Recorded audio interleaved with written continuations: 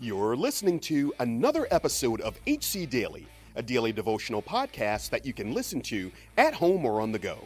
We believe that you can grow as much as you want to grow spiritually, and this podcast can be a part of your daily growth plan. So, whether you're watching on YouTube, listening on Spotify, or your favorite podcast app, we're glad you're here. Now, let's join our hosts, Jeff Forrester and Chris Zarbaugh, in the studio. Well, good morning to listeners, or good afternoon, or good evening. Who knows? Whenever they're listening. Yeah, for sure. But hopefully they are listening. That's right. That's right. Otherwise, we're just talking into microphones. And this is still fun. Yeah. Hey, I'd come to the studio and just talk to you for fun. Even if we had one listener, we could talk to him directly. Hey, Billy. That's right. Hey, Billy. Billy, that's who's listening. Yeah, that's Billy. Okay. Hey, so we're in this podcast series that we're doing. We've already completed the one for The Greatness in You, which is our 6-week series at Heritage. We're doing another one from the creation to the cross from now until Easter. Yeah. And so this is our fourth day. And we're actually talking today about the flood, along with some other pretty controversial things in Genesis chapter 6. Yeah. Let's dive right into it. I'm going to be reading from the NLT version, starting in verse number 1. And it reads this way. Then the people began to multiply on the earth, and the daughters were born to them. The sons of God saw the beautiful women and took any they wanted as their wives. Then the Lord said, My spirit will not put up with humans for such a long time, for they are only mortal flesh. In the future, their normal lifespan will be no more than 120 years. In those days, and for some time after that, giant Nephilites lived on the earth, for whenever the sons of God had intercourse with women, they gave birth to children who became the heroes and famous warriors of ancient times. The Lord observed the extent of human wickedness on the earth, and he saw that everything they thought or imagined was consistently and totally evil. The Lord was sorry that he had ever made them and put them on the earth, and it broke his heart. And the Lord said, I will wipe this human race I have created from the face of the earth. Yes, and I will destroy every living thing, all the people, all the large animals, the small things that scurry along the ground, even the birds of the sky. I'm sorry I ever made them. But Noah found favor with the Lord. Wow. Yeah. Verse number 9. This is the account of Noah and his family. Noah was a righteous man, the only blameless person living on the earth at the time, and he walked in close fellowship with God. Noah was the father of 3 sons, Shem, Ham, and Japheth. Now God saw that the earth had become corrupt and filled with violence. God observed all this corruption in the world, for everyone on the earth was corrupt. God said to Noah, I have decided to destroy all living creatures, for they have filled the earth with violence. Yes, I will wipe them out along with the earth. Build a large boat from cypress wood and waterproof it with tar inside and out, and construct the decks and stalls throughout its interior. Make the boat 450 feet long, 75 feet wide, and 45 feet high. Leave an 18-inch opening below the roof and all the way around the boat, and put a door on the side, and build 3 decks inside the boat, lower, middle, and upper. Look, I am about to cover the earth with a flood that will destroy every living thing that breathes. Everything on earth will die, but I will confirm my covenant with you. So enter the boat, you and your wife and your sons and their wives. Bring a pair of every kind of animal, a male and female, into the boat with you, and keep them alive during the flood. Pairs of every kind of bird and every kind of animal and every kind of small animal that scurries on the ground will come to you and to be kept alive. And be sure to take on board enough food for your family and for all of the animals. So Noah did exactly as God had commanded him. Wow. Yeah, what a crazy chapter. And let's just kind of jump into the first 8 verses, where it talks about the sons of God sleeping with women, and then it says that those offsprings become heroes of famous warriors in ancient times, and there's giants involved, and there's a lot of different theories on this, isn't there? There is. And life. So the Nephilites, the Nephilim, we know that that group of people were still around later on when the Israelites, came into Canaan. So there's some questions about who are they, and are they giants because the sons of God slept with the daughters of men, all those kind of things. So sons of God. First of all, that's we need to address that one first. Sons of God, who are they? Yeah. Right? Yeah. So they're either the theories that most people would say they're either fallen angels, or they're the sons of Seth, or they're kings trying to act like gods, like demigods. And so who are they? So I'll be honest. I think you and I talked yesterday, and I told you this. So I think that if God wanted us to know, He would have just told us. Yeah. So I think that there's no way to know, and one day we'll get to heaven and say, "Hey, God, that was weird." Yeah.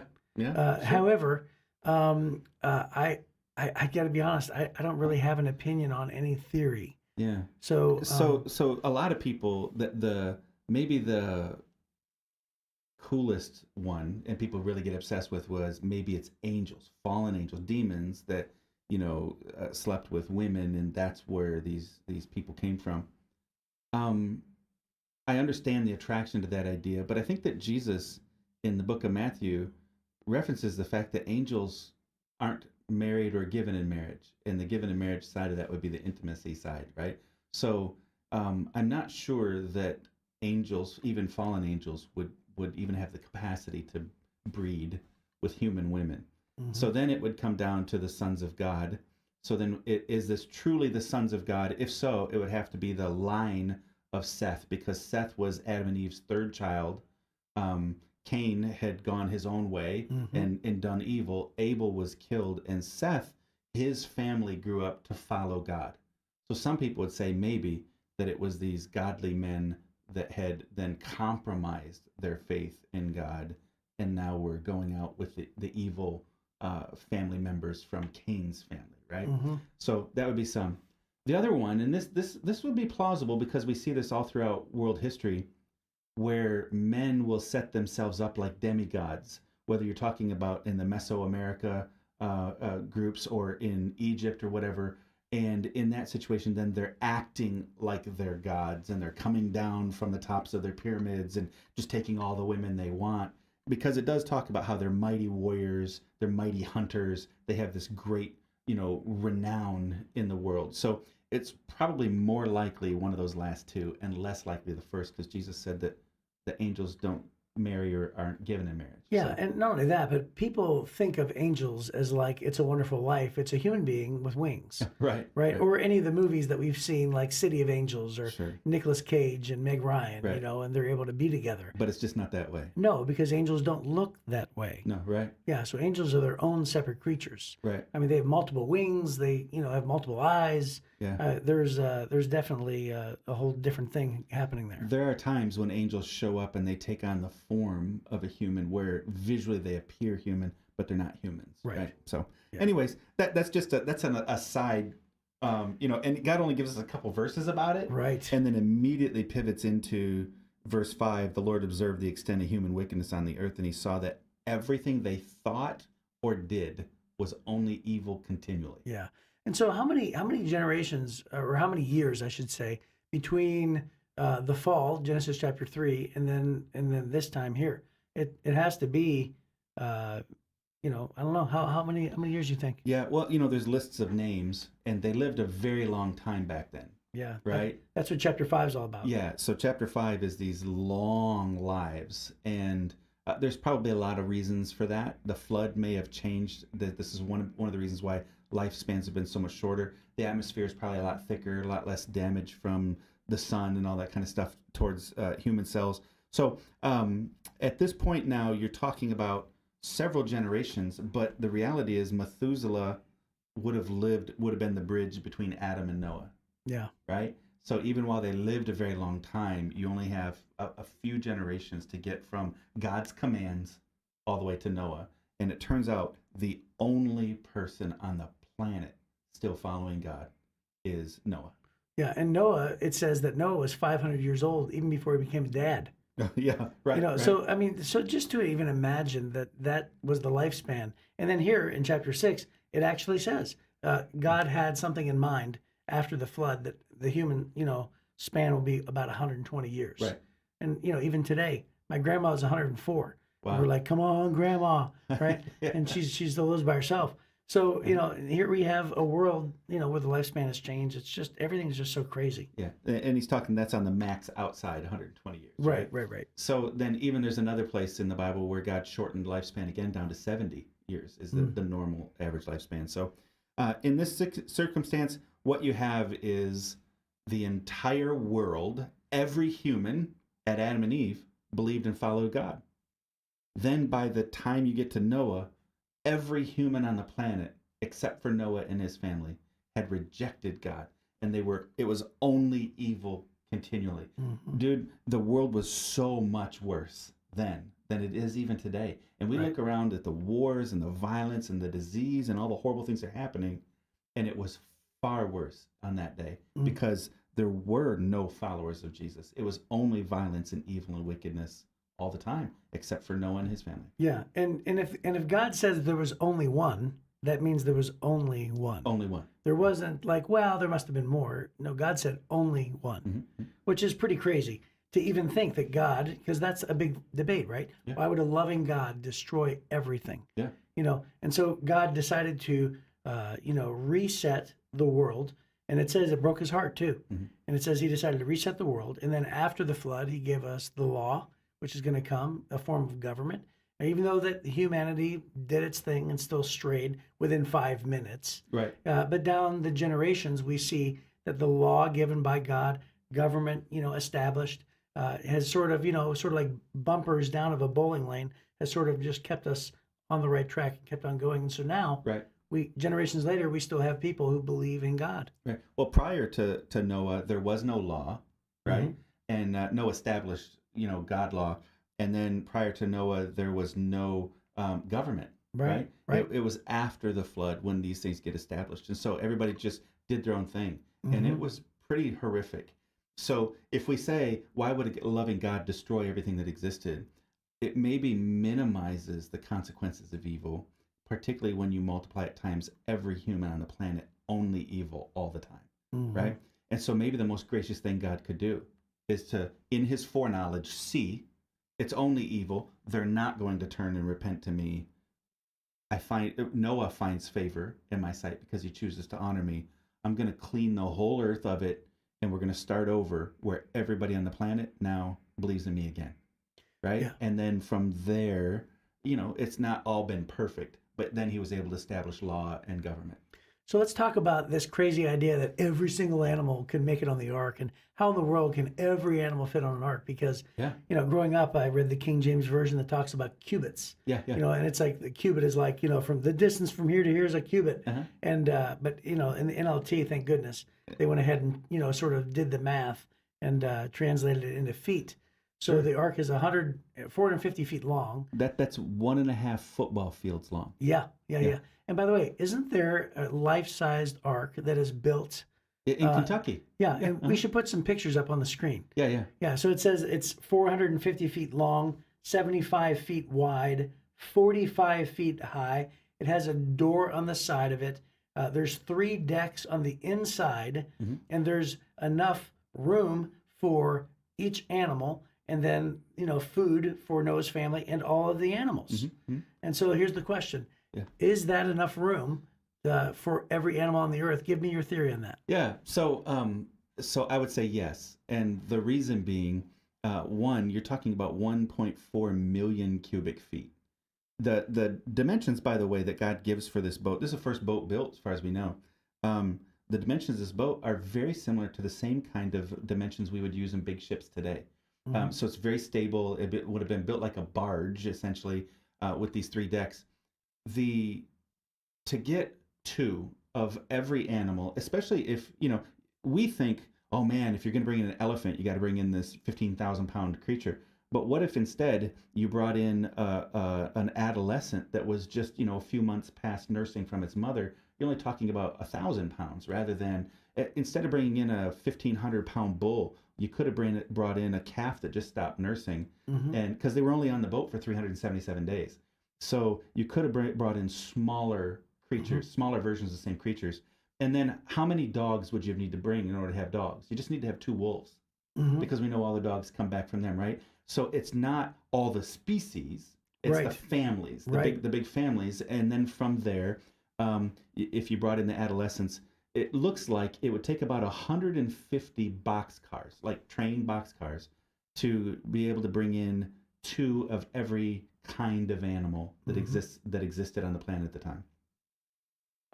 To put that in context, the total amount of space there would have been equivalent to 522 boxcars. So there was way more space than was necessary to get 2 of every kind of animal on there. Yeah, so we did at our church when I was a kid, we brought in a creation specialist, and he sort of covered Noah and the ark, and there was this big, huge thing.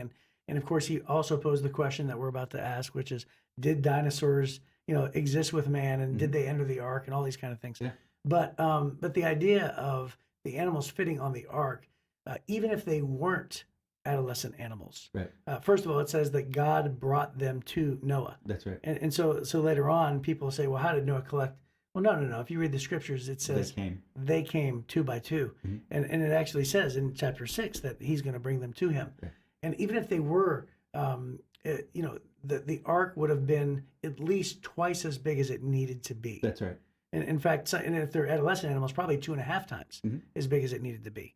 So, and by the way, if you go and you visit this ark at this museum, wherever it is, do you know where it is? Kentucky. In Kentucky, just across the river into said Kentucky. You said that. Then you'll probably be able to see, because I've not been, but everybody who goes comes back and says, okay, now I get it. Right. Now I understand. Right.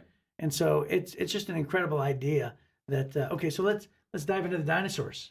Yeah, so the Bible references some really big creatures, dinosaur-like animals in Scripture, so it doesn't deny, that they exist, and clearly we see their bones. Yeah. So, I think that, again, if you wanted to bring in a big, I don't know that there's brontosauruses. I think we changed the name of that creature, but, the great big giant creature with the big long neck, we'll bring in a little one, and you could do it, right? Yeah. And that would be simple enough. There are evidences throughout the world that humans saw and interacted with dinosaurs. Whether you're talking about cave drawings, or you're talking about footprints in rivers with both dinosaur footprints and human footprints, down in Texas, actually. As a matter of fact, some of those wound up being jackhammered out. People didn't like that. But then on private land, they still exist right across that river. So, there's a lot of that. I believe that they did interact together. Yeah, and the book of Job mentions Leviathan. Yeah. So even in the scriptures, we talk about giant lizards and big things like that. So again, every people group around the world has dragon legends. Not all fire-breathing dragons, but very large creature. Right. Every people group. Yeah. Yeah. So whether or not we believe that they existed with, Noah at this time or not, the idea that they could bring a small creature into the boat is definitely feasible. I look a lot of times I don't have to have the exact answer. I just want to know, is there a plausible way that it could work out? I think there's very plausible means to be able to accommodate those things. I agree. So the bigger issue here, quite honestly, is it's all evil all the time. God decides to destroy it. As you read the next couple chapters, which we didn't have time to read them all, finally, God sends them into the boat after 120 years of Noah preaching. How embarrassing is this? Nobody knew what a boat was for. Nobody'd seen rain before. For 120 years, he's sharing the gospel. They're mocking him. They think he's a moron. And then they get on the boat, and the Bible says in chapter 7, God closed the door. And I think it's incredibly important for us to remember, during all that time, while Noah was warning the world, the door to grace was open for everybody. The invitation for God's grace and mercy was available to everybody until it wasn't. The moment he closed the door. And it's the same even today. That God's grace and mercy is available to every one of us until we breathe our last breath. The door closes. Yeah. Now, we're not going to be able to come back and cover this in Genesis chapter 9. But just to fast forward to the end of the story, so God, they stay in the boat another 40 days. God drains the earth, right? It was 40 days. It's 300. So it rained for 40 days. It was 377 days from the beginning of the rain till when they got off the boat. I guess what I was thinking of is, wasn't there a time that they had to stay in the boat when the earth, when the water went down? Yeah. They were on the boat 377 days. Okay. Yeah. So it doesn't give that block of time. And so the water receded during that time. So anyway, but all that to say, God gave a rainbow. in the sky. Mhm. And now that's the first rainbow ever recorded. Yeah. Now, truly, it doesn't necessarily say so, but the big theory is if this is the first rain, then it comes to reason, that this be first rainbow. Mhm. Now, people who are really smart can probably tell you the reason why a rainbow exists, Mhm. right? Mhm. A rainbow that, the water particles and the light in the air and blah, Yeah, blah, blah, blah, right? uh-huh. That's the scientific reason for a rainbow. But yet in Genesis 9, the rainbow exists as a promise. And God made a promise and said, never will I ever destroy the earth again with water. Mhm. So I'm doing this, I'm resetting humanity, but I'm never going to do it again.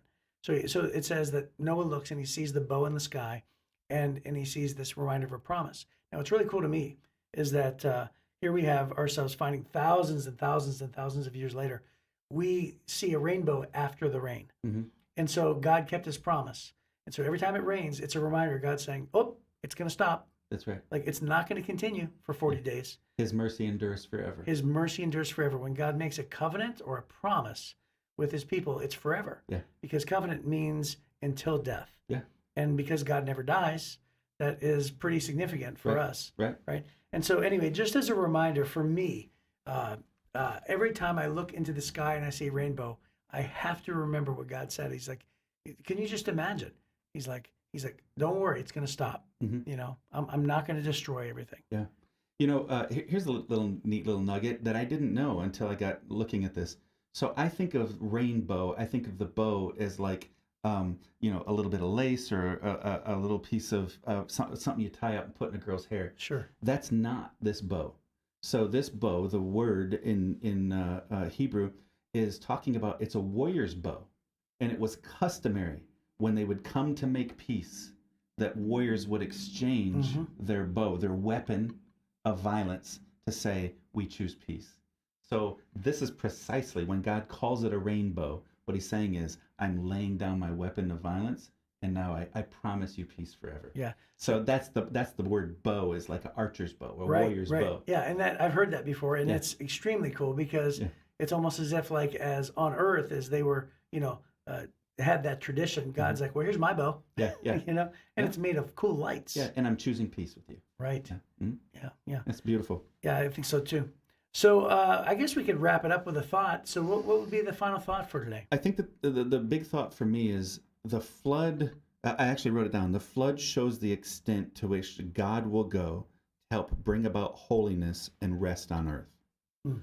So it's here that the godly find encouragement in God's plan for good to triumph ultimately over evil. And there's only one other event that shows how important holiness is to God, and that is the crucifixion of his son. Yeah, right? That's a great thought. And so this is a foreshadowing, quite Yeah. honestly, of the ark is a foreshadow of Christ protecting us Yeah. from the wrath of God. Yeah, and if I were to throw a thought out there, it would be what I sort of referenced already, which is when God makes a promise to his people, it endures forever.